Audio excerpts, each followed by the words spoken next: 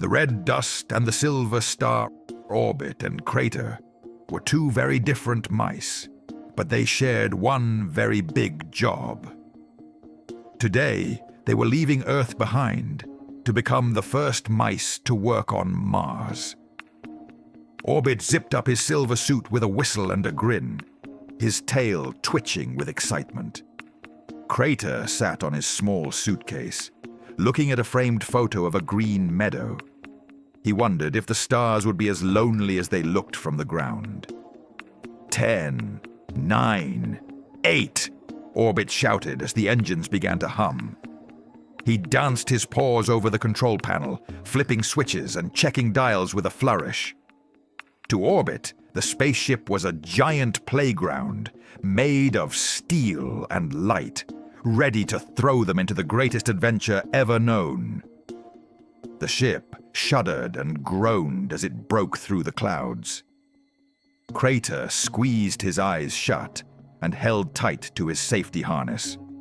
He missed the smell of damp grass and the sound of the morning rain.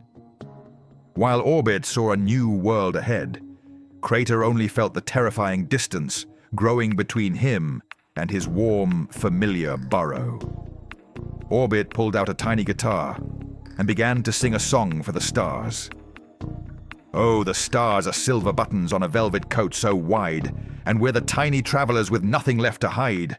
We'll dance upon the craters and we'll skate upon the ice. The galaxy is waiting for a pair of brave young mice.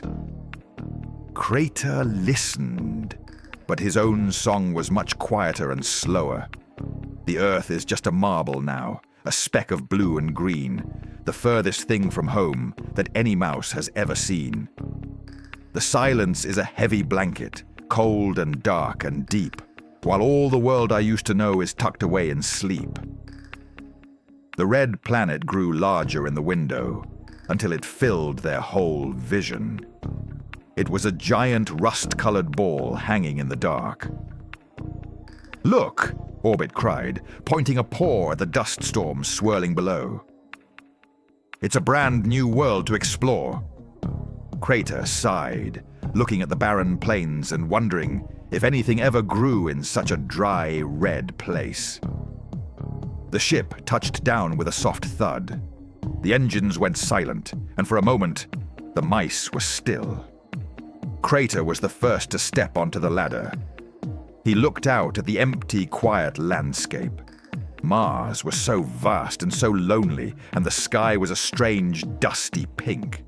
He felt smaller than a mouse had ever felt before. As the sun began to set, the Martian sky turned a surprising, beautiful blue. Crater sat on a flat rock, his shoulders slumped. Orbit came over and sat beside him, reaching into his pocket to pull out a small piece of Earth cheese they had saved.